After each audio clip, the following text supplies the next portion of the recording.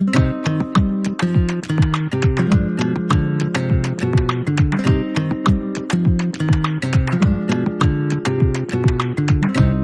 guys, welcome back to my YouTube channel, and if you're new, welcome to this channel. It is tdolkarrr. And finally guys, so many of you have been asking me to make video upon how did I get through my interview, what are the kinds of questions that they might ask, what's the whole procedure about this whole indigo interview. So guys, finally this video is here. I'm gonna break down everything, every detail about how did I get through my interview. So I would start by telling that people who think that air hostess job is really easy to get, or like anybody can do air hostess, guys, I would say that I've had my own fair of struggles. And yeah, you might be thinking, what do you have to do in air hostess? You just have to be thin, look good, just talk nicely. No guys, it gets really complicated, because I know what I have been through. My journey for the past 1 year has not been easy. I'm not talking only about my weight. Weight was the number one issue, and I did work on it. Other than that, if you keep everything aside, when I gave my job interview, there were so many obstacles. I always felt like, firstly, it was all because of my weight. After I had gained that criteria of the weight, I had to go through something called face rejections because of my scar. And this is not something that I can change. I can't go and do a plastic surgery or something like that. And it was genuinely very disappointing for me last December. I remember just crying, coming out of that interview room and crying, because that interview was something really different. That was the first time I cleared my BMI and all the rounds I had cleared. Guys, can you imagine? I had cleared everything. They had taken my documentations and everything. But then at the end, they told me that you can't be an air hostess only because of your scar. So that was a major pushback when I was rejected because of my scar. My mom also told me that it's okay, I guess you should not try it, because she was really disheartened. Not only my mom, but my entire family. They were like, there's not a fast and forward rule that you will have to become an air hostess. Go study, they told me, because they could see what kind of struggle that I went through. Okay, not given that my weight was overweight first of all, and once I had already cut down on the weight, and now it is because of my scar. I do not know whether you guys have noticed this or not, but then you can see a scar on my cheek. It was a dog bite when I was about 2 or 3 years old. Many of you guys have asked me how did I remove my scar or something like that. It's not like I removed it or something like that. It's just that before, when I was chubby, my scar used to be very noticeable. It used to shine a lot, but then gradually when I lost a lot of weight, now you guys can't see that much. I guess 23rd of May, I went for the walk-in interview that was held in Ramada, Gangtok.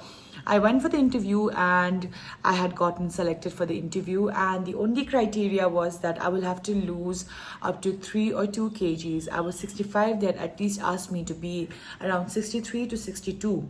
So after a month, another interview was held in Darjeeling. So I reduced my weight, and for 1 month I cut down on carbs, was strict on my diet, and I finally got the ideal weight that they wanted. I was 62, and I gave my BMI test again in Darjeeling. So that's how I got in for my indigo. If you break down about the procedures, about what are the questions that they're gonna ask you, firstly, the round is called the group discussion rounds. You will have basically 4 rounds. First round is like a group discussion where they'll pick about 10 to 12 girls, and they're just gonna ask a simple generic question to each and every one of you. These questions can be as easy as what kind of family do you have, what is the background in your photo, or what is this recipe that you have learned, what is the recent thing that you have googled, what is the favorite dish, or any generic kind of question. So you'll have to be really poised. They will give you a time buffer to prepare your answers for up to a minute or so. They will give you time to prepare your answer, and then they will ask you your resume, and according to your resume, your names will be called out, and accordingly you'll have to answer for that. Once you get through the GD round, there is something called BMI. So BMI is basically where they calculate your height and your weight. So Indigo has this proportion where your BMI needs to be between 18 to 22. Okay, so whatever is your height and your weight, you can check that BMI in your Google, and you gotta see whether your BMI is between 18 to 22. During your heights and weights, they'll also check up whether you have any scars or anything like that. They will make you fold up your sleeves. They will check up till here, even your stockings and everything. They will ask you to remove everything, and they will check. They do the scar checkup very thoroughly. no stretch marks, no strawberry skins, no scars, no tattoos. So whatever is minus scars and all that you have, they will mention that in your resume. They will keep a note of all that, so that later on, if you are going for the last round, that's the personal interview, that time the interviewer can cross verify whether the marks are like that noticeable or not. Once you're done with your BMI, there's something called the virtual round. The virtual round is basically where to give your interview virtually. So there will be a person who will be conducting your interview via like Google Meet. This interview is going to be actually very lengthy. Okay, so the questions can be like, what kind of family do you come from? Who is your favorite family member? What are the things that you have learned from your family? Anything regarding all that. Okay, the topics can be as generic as your family or like your mother or who is your role model. So whatever questions that you have prepared, please guys answer it in a very thorough way, because they're gonna cross question you according to the answer that you give. Once the interviewer feels that you are good enough for this virtual round, you will have to speak in Hindi. Guys, you all need to have a really strong hold on Hindi, because they will eventually ask you to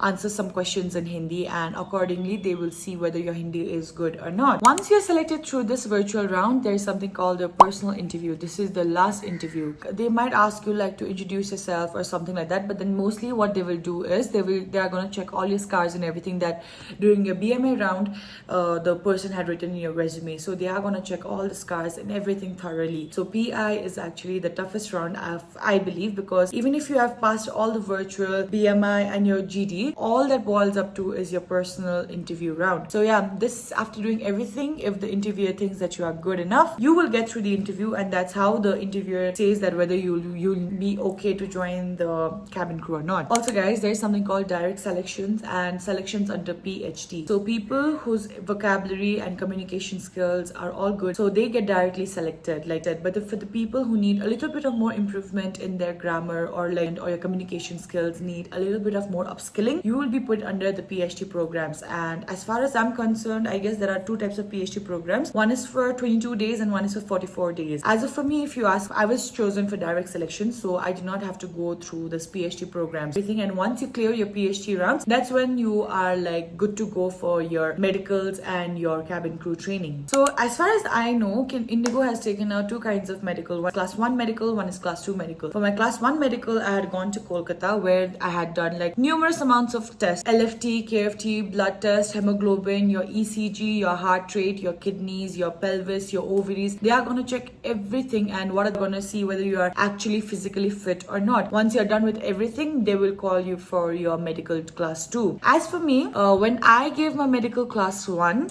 my hemoglobin was really low and my ECG had a very abnormal rate. So they had asked me to repeat my hemoglobin blood test, and along with that I had to give a consultation from a cardiologist as to why my heart has such an abnormal heartbeat. And mind you guys, whatever test you are going to do it, you will have to see that whether these hospitals or centers are under a certain board that is called the NABH or NABL. Mine from Apollo and another clinic that was situated in Siliguri that was under NABH and NABL board. So yeah, if they see that you need to do any kinds of retest or something like that, you will have to do a retest of everything, and that's when you'll have to email your reports again to the HR.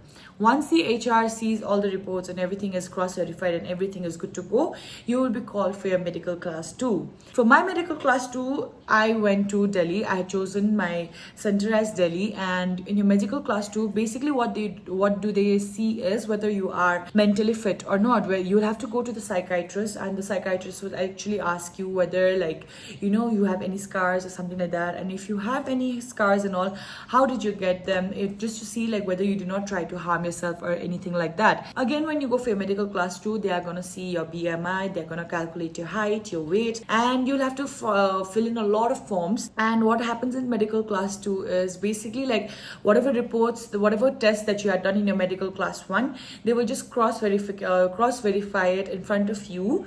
Okay, and they will see whether everything is normal or not. If they find that some reports are still not good to go, you'll have to go then and there to a certified hospital and get the test done and get it back. As for me, nothing was easy for me. Okay, so as for me, I had to get my x-ray again because the Kolkata's hospital, Apollo hospital, did not send my x-ray reports and the x-ray image. So I had to go to the hospital and I had to get my x-ray done. And this also you will have to do all by yourself. The expenses is bed all by yourself. I had to go get my x-ray done, and then when I came back, that's when they cross-verified everything.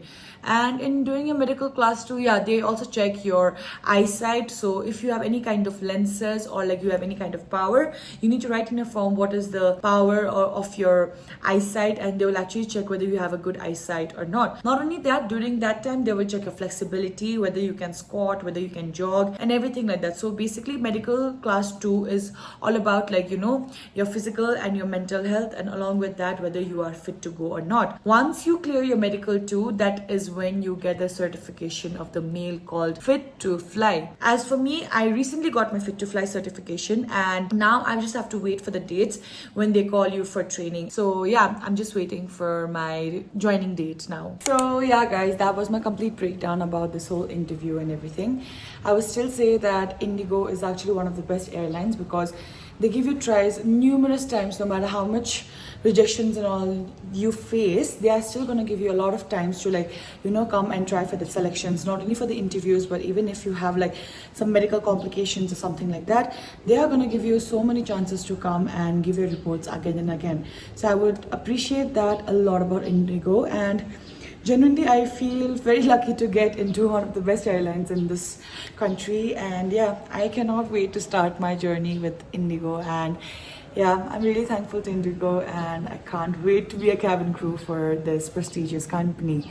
Along with that, I really hope and pray that this video was really helpful for you guys. If you guys want to know something more, you guys can always comment on the video.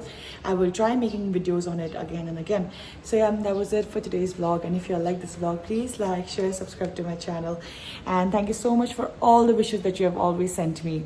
I'll see you again on Thursday with a brand new vlog. Till then, stay safe, take care, and I love you guys.